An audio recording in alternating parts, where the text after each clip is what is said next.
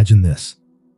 You're halfway through a chaotic day, juggling deadlines and demands when someone, maybe a friend, a colleague, asks, "Can you do me a quick favor?" You freeze. Your mind says, "I can't take on one more thing." But your mouth? It's already forming the word yes. Inside, a quiet part of you screams, "Please, no more." Sound familiar? Here's a wild fact to chew on. The average person says yes to 73 things they don't want to do every year. That's right, 73 moments where you trade your peace for someone else's comfort. Add it up, and you're basically a walking doormat for 2 months straight. Funny, right? But also a little unsettling. We've all felt it. That exhausting tug of war between what we say and what we feel. Your lips murmur, "Sure, no problem," while your soul is practically begging for a break. It's like living with a stranger inside your own skin, and yet we keep doing it. Why? What's pulling the strings behind this habit? Carl Jung might call it the persona, that polished mask we wear to fit in, to be the good friend, the reliable coworker, the perfect child. It's a survival trick we've perfected. Say yes to keep the world happy, even if it means burying the real you. But every time you nod when you want to shake your head, that mask grows heavier, and the distance between you and your true self stretches a little wider. So, what's driving this urge to please everyone but ourselves? Is it fear? The whisper that if we say no, we'll be rejected, unloved, or left behind? Or maybe it's deeper, something etched into us from childhood, when a yes earned us a smile and a no risked a frown. Whatever it is, it's a cycle that leaves us drained, wondering when we lost the reins to our own lives. Stick around, because we're about to peel back the layers. This isn't just about saying no. It's about unmasking why we've been saying yes all along, and how we can finally say yes to ourselves. Picture this. It's Friday evening, and you're finally home after a grueling week. All you want is to sink into the couch, maybe binge watch your favorite show. But then, your phone buzzes. It's a friend asking if you can help them move tomorrow. You hesitate. You're exhausted, but the thought of saying no fills you with dread. What if they get upset? What if they think you're selfish? So you type back, "Sure, happy to help." Inside, though, a part of you wilts. This is people-pleasing in action. On the surface, it looks like kindness or generosity. But dig a little deeper, and you'll find it's often rooted in fear. Fear of rejection, fear of conflict, fear of not being enough. It's as if we're hardwired to avoid anything that might threaten our sense of belonging or worthiness. In psychology, this can be seen as a survival strategy gone rogue. Carl Jung might describe it as feeding our persona, the polished mask we wear to fit in, while neglecting our shadow, the hidden authentic self we're afraid to show. Every yes we say when we mean no adds another brick to the wall between who we are and who we think we should be. Think about how this starts. As children, we learn that certain behaviors earn us love and approval, while others risk rejection or criticism. So, we adapt. We become the good child, the helpful friend, the reliable colleague. Over time, this becomes second nature. But here's the twist. The more we prioritize others' needs over our own, the further we drift from our true desires and boundaries. You've probably felt it in small ways. Staying late at work, even though you're burned out. Agreeing to host that dinner party when you'd rather be in pajamas. Or saying yes to yet another favor when your plate's already full. Each time, it's like you're handing over a piece of yourself. Until one day, you look in the mirror and wonder, Who am I really living for? Modern psychologist Gabor Mate points out that suppressing our true feelings to keep the peace comes at a cost. We might dodge conflict in the moment, but inside, we're carving a rift, a disconnection from our own truth. That rift can fester into resentment, burnout, or a quiet, aching emptiness. Sound familiar? If you're nodding along, you're not alone. But here's the good news. Understanding why we people please is the first step toward breaking free.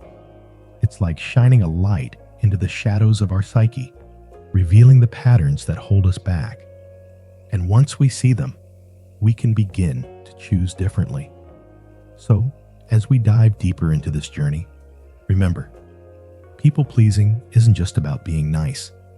It's a window into our deepest fears and unmet needs, but also an invitation to reconnect with ourselves, honor our boundaries, and live a life that's truly ours. Picture Alex. He's the guy who's always there, fixing your computer, babysitting your dog, nodding along to your rants. He's the one you call when life gets messy, and he never lets you down. But inside, he's a volcano of unspoken no's, ready to erupt. Imagine him now, sitting at his desk, his phone buzzing with yet another request. His friend needs help moving furniture this weekend. Alex's shoulders slump. He's already stretched thin. Work, favors, promises piling up like bricks on his chest. But saying no, that feels impossible. So, he forces a smile into his reply. Sure, I can help. This is Alex's life. A string of yeses that hide a silent scream.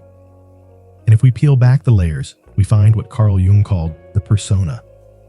It's the polished mask we wear to be liked, to fit in, to keep the world spinning smoothly around us. For Alex, his persona is the dependable helper, the one who never disappoints. But every yes he forces out buries his real self a little deeper. Jung would say, this is the shadow at work too. The parts of us we deny, like Alex's need for rest, for boundaries, for his own voice. The persona isn't the villain here. It's a tool, a way to navigate the social jungle. But when it becomes a prison, when we're so terrified of letting others down that we abandon ourselves, it turns toxic. Think of it like wearing a suit of armor that's too heavy. At first, it protects you, makes you look strong. But carry it too long, and it starts to crush you. Alex feels that weight. His unspoken no's simmer beneath the surface, breeding resentment, exhaustion, maybe even a quiet rage he doesn't dare name. So let me ask you this. When was the last time you said yes to keep the peace, but felt it chip away at your soul? Maybe it was staying late at work when you were already burned out, or agreeing to plans you secretly dreaded. That moment when you swallowed your no, did you feel it? That subtle ache of self-betrayal? Alex's story holds up a mirror. It shows us how saying yes can be a reflex, a habit that costs us our peace. But seeing it clearly is where the shift begins. Next, we'll dig into why we do this and how we start to break free. What if the hardest word to say isn't goodbye, but no? Picture Alex, standing in the middle of a chaotic Tuesday afternoon. His inbox is overflowing. His to-do list is a mile long. And then, ping, his phone lights up. It's a text from a coworker. Hey, can you cover my shift this weekend? I've got a family thing. Instantly, his chest tightens. He's already juggling a million things, each one a fragile plate spinning on a stick. The thought of adding another feels unbearable, like the whole act might come crashing down. But saying no? That's a different kind of panic. What if they think I'm selfish? What if they don't like me anymore? His heart races. His fingers hover over the keyboard, And before he can stop himself, he types, "Sure, I can do it." The moment he hits send, a familiar wave of regret washes over him. He's trapped. Again. This is what I call the approval trap, and Alex is caught right in its jaws. Alfred Adler, a giant in psychology, would point to something deep here: the inferiority complex. Adler believed we all carry a quiet ache from childhood, a sense that we're not enough, not quite whole. To soothe it, we chase approval like it's oxygen, hoping someone else's thank you will prove we're worthy. For people pleasers like Alex, every yes is a whispered plea. Please don't leave me. Please don't think less of me. It's a trap we build ourselves, brick by brick, thinking if we just keep saying yes, we'll finally feel safe. But here's the twist that stings. It never works. It's like handing over the keys to your happiness and hoping someone else drives you to a good place. Spoiler, they don't. They can't. The coworker might smile and say thanks, but that fleeting nod doesn't heal the hole Alex is trying to fill. Instead, each yes he doesn't mean chips away at him. It's a betrayal of the quiet voice inside, the one begging for rest, for boundaries, for a chance to matter without bending over backwards. Trauma theory suggests this started long ago, when love felt like a reward for being good, for complying. So, Alex learned to perform, to please, to never say no. But at what cost? The truth is, this trap doesn't just cage him, it exhausts him. Every forced yes drains his energy, leaving resentment in its wake. And the approval he's chasing? It's a ghost. There 1 second, gone the next. But there's hope. Seeing the trap is the first step to breaking free. Stick with me. Next time, we'll watch Alex face the weight of it all and see how one tiny no might just crack the whole thing open. How many yeses does it take to lose yourself? Picture Alex sitting on his couch, staring blankly at the wall. His phone lies beside him, its screen lighting up with unread messages. Each one a reminder of a promise, a favor, a commitment he's made. There's a text from his friend about helping them move, an email from work asking him to cover yet another shift, and a family group chat buzzing about the weekend gathering. His calendar is a battlefield of overlapping obligations, and now he can't remember which one he agreed to first, or why he said yes to any of them. He's hit a wall, and it feels like the weight of all those yeses is finally crushing him. Inside, Alex is unraveling. He spent so long being everything to everyone that he's got nothing left. No energy, no clarity, just a hollow shell of a person. When he looks in the mirror, the face staring back feels like a stranger's. Who even am I? He wonders. What do I want? But the answers are buried under layers of obligation and expectation. Carl Jung might say Alex has lost touch with his shadow, the hidden parts of himself that hold his true desires, his boundaries, his authentic voice. For too long, he's kept that shadow locked away, terrified that if he lets it out, he'll disappoint everyone around him. And so, he's become a prisoner to his own persona, the mask of the ever-helpful, ever-agreeable guy. This is where people-pleasing leads, to burnout, resentment, and a life that doesn't feel like yours. Burnout isn't just tiredness, it's a state of total exhaustion where your body, mind, and spirit are running on empty. Alex is there now, barely holding it together. And with burnout comes resentment, a slow, burning anger toward the very people he's tried so hard to please. Why don't they see how much I've given? Why don't they care? But the truth is, they can't see it, because Alex has never let them. He's hidden his struggle behind a smile and a, "Sure, no problem. Studies show that chronic people pleasers are 50% more likely to face anxiety and depression. It's a heavy price for the illusion of being liked.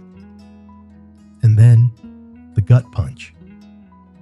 Alex realizes that the people he's bent over backward for don't even notice his sacrifice. They're busy with their own lives, their own needs, unaware of the toll his yeses have taken. It's a brutal awakening. All that effort, all that self-abandonment, for what? A fleeting thank you? A momentary nod of approval that fades as quickly as it came? In this moment, Alex sees the truth. He's been chasing a ghost, and it's left him empty. But here's the thing. Alex's crash isn't just a breakdown. It's a breakthrough waiting to happen. It's the moment when the cost of people-pleasing becomes undeniable, and with that clarity comes a choice: to keep living for others or to start living for himself. Because in the end, the only approval that truly matters is the one we give ourselves. Have you ever stood at the edge of a moment, trembling, knowing that one small word could change everything? For Alex, that word is no. Imagine him now, hunched over his phone on a quiet Saturday morning, the screen glowing with a familiar request. A friend needs help moving furniture. It's a simple ask, the kind he's always said yes to, the kind that's chipped away at him over years of silent agreement. But today, something stirs beneath the surface. A flicker of resistance, a whisper from a part of himself he's long ignored.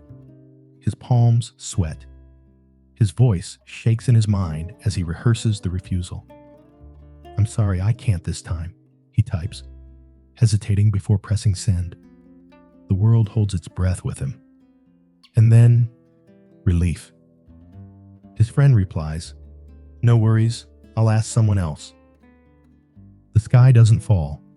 Instead, Alex feels a quiet surge, like a piece of his soul clicking back into place.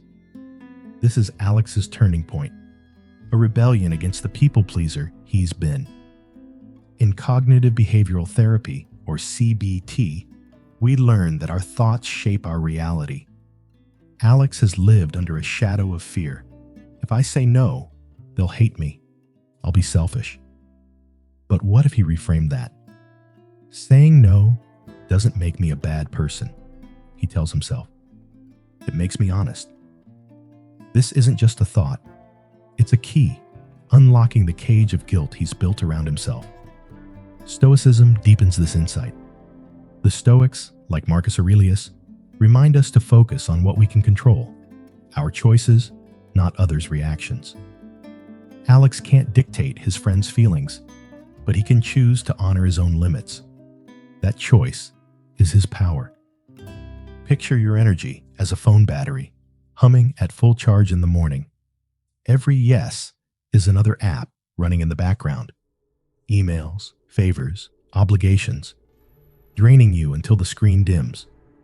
Saying no? That's closing the apps, plugging back into what fuels you, your time, your peace, your desires. For Alex, this first no is a lifeline, pulling him back from the brink of burnout. Saying no isn't just a refusal. It's a reclamation. It's Alex listening to the quiet voice inside, the one Carl Jung might call the self, that archetype of wholeness urging him toward authenticity. It's a small word, but its echo is vast. As Alex learns, the power of no isn't about pushing others away. It's about drawing himself closer to who he's meant to be. Have you ever felt like there's a part of you screaming to be heard, but you keep it locked away, afraid of what might happen if you let it out? For Alex, that hidden part, the one that's been whispering no beneath every forced yes, is what Carl Jung called the shadow self. It's the side of us we bury, the feelings and desires we think are too messy, too selfish, too raw to show the world. In Alex's case, his shadow holds something precious, his need for boundaries, his longing to prioritize himself, his authentic voice. For years, he's kept it caged, terrified that if he lets it out, he'll be rejected or abandoned. But now, after saying no for the first time, something shifts. The world doesn't crumble. Instead, he feels a quiet surge of relief, like a weight lifting. In that moment, Alex realizes that embracing his shadow isn't rebellion. It's liberation. It's the key to owning his worth. Imagine the shadow as a bird trapped in a cage. Every time Alex said yes when he meant no, he tightened the bars, suffocating that part of himself.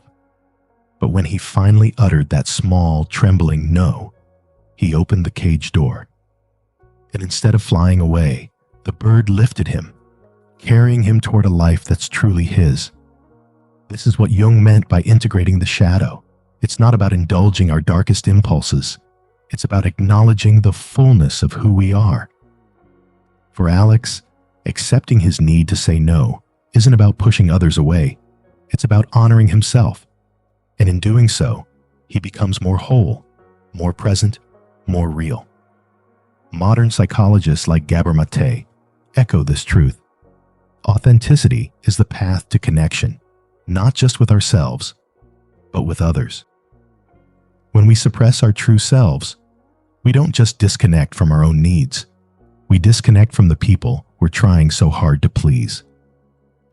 Alex's journey reveals a paradox. Saying no isn't a wall that shuts people out. It's a bridge to his authentic self. And here's the secret. When you please yourself first, you become better for everyone else. Because a whole, authentic you is the greatest gift you can offer the world. What if the hardest journey is the one back to yourself? Alex's story, from a life of endless yeses to the quiet power of no, is a mirror for so many of us. It's the tale of a man who, for years, wore the mask of the perfect helper, the one who never disappoints. But beneath that mask, his true self was suffocating, buried under the weight of others' expectations. And yet, in learning to say no, Alex didn't just set a boundary. He traded that mask for a mirror. For the first time, he saw himself clearly, not as a reflection of what others needed, but as a whole, flawed, and beautifully human being. In that clarity, he found not just relief, but strength. This journey isn't unique to Alex. It's ours too. We all carry masks, whether it's the good child, the reliable friend, or the selfless partner. But Carl Jung reminds us that these masks, while useful, can become prisons if we forget who we are beneath them. The courage to say no isn't about rebellion. It's about authenticity. It's about honoring the quiet voice inside that knows what you need, even when the world pulls you in 1,000 directions. Here's the truth we often forget. You're not here to be everyone's hero. You're here to be you. And that takes guts. It means facing the fear of rejection, of not being enough, and choosing to prioritize your own needs anyway. In psychology, we call this self-actualization, the process of becoming who you truly are. But it's not a destination. It's a daily choice. Every no you say to what drains you is a yes to what fuels you. And in that choice, you don't just reclaim your energy, you reclaim your life. So, as we close this chapter, I invite you to pause and ask yourself, what's one no you're ready to say? One boundary you're ready to set? One expectation you're ready to release? Because in that small act of courage, you might just find the freedom to live for you. Have you ever felt the weight of a yes that should have been a no? That sinking moment when you agreed to something? Maybe out of habit, maybe out of fear, knowing deep down it wasn't right for you? Carl Jung might call this a dance between the persona and the shadow. The persona is the face we show the world, the polite yes we offer to keep the peace. But the shadow, those hidden unvoiced truths, whispers no, begging us to listen. Every time we ignore it, we drift a little further from ourselves. If this video stirred something in you, if it peeled back the layers of your own people-pleasing habits, I invite you to hit that like button. It's more than a click. It's a signal that these explorations into the psyche matter to you. It tells us to keep digging, to keep unraveling the threads of human behavior that tie us all together. But don't stop there. Drop a comment below and let your voice rise. What's the toughest yes you've ever regretted? Or the most liberating no you've ever dared to say? Maybe it was agreeing to a favor that drained you, or finally refusing a demand that crossed your boundaries. Your story isn't just yours. It's a mirror for someone else, a chance to reflect and connect. Sharing it here in this space is like laying a brick in a community built on understanding.